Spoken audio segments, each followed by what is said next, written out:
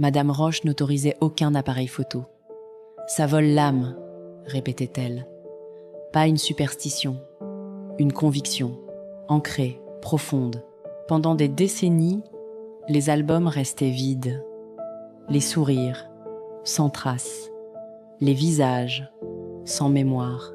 Jusqu'au jour où la petite fille a appuyé sur le bouton, en secret, depuis le seuil. Un clic, un éclair, un vol. La photo a été posée sur la table de la cuisine.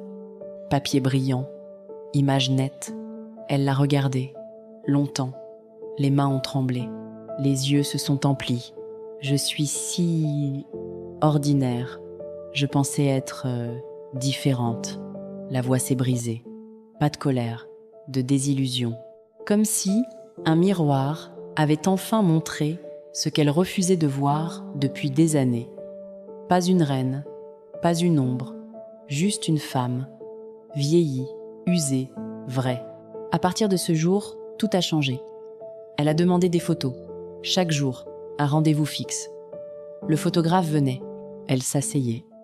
Elle regardait l'objectif, elle attendait. Elle examinait le tirage. Le lendemain, elle recommençait. Elle cherchait quelque chose. Une étincelle, une marque.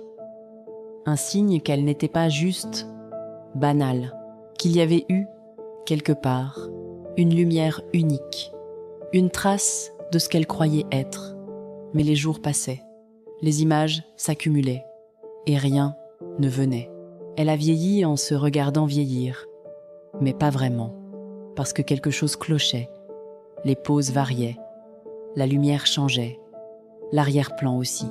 Mais le visage restait identique.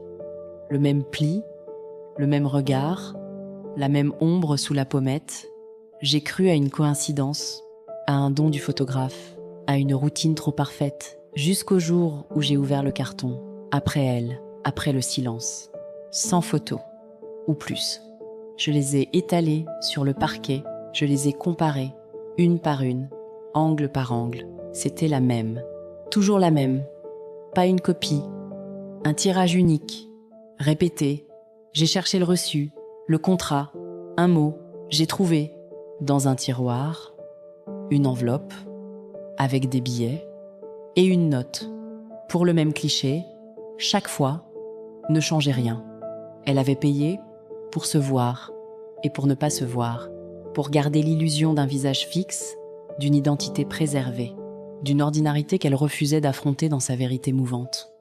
Elle n'a jamais pu supporter de se revoir, pas parce qu'elle était laide, parce qu'elle changeait, parce que le temps creusait, parce que l'ordinaire avançait. Elle a voulu figer l'instant, non pour l'éterniser, pour s'y cacher. Chaque photo était un mensonge consenti, un refuge, un miroir qu'elle avait truqué, pour y rester reconnaissable, pour ne pas affronter ce qu'elle devenait. Je n'ai pas jeté les photos, je les ai rangées, dans l'ordre, sans les regarder, parce que la vérité n'est pas dans l'image, elle est dans le geste, dans la main qui paie, dans l'œil qui fuit, dans le cœur qui refuse de vieillir. Madame Roche n'a pas volé son âme en photo, elle l'a gardée, enfermée, dans un visage qui ne bouge plus, qui ne vieillit plus, qui ne pleure plus, juste un portrait qui attend, qui ressemble, qui ment pour la protéger. Merci d'avoir partagé ce cauchemar. Abonnez-vous et activez la cloche pour ne rien manquer. À très vite dans l'ombre du prochain secret.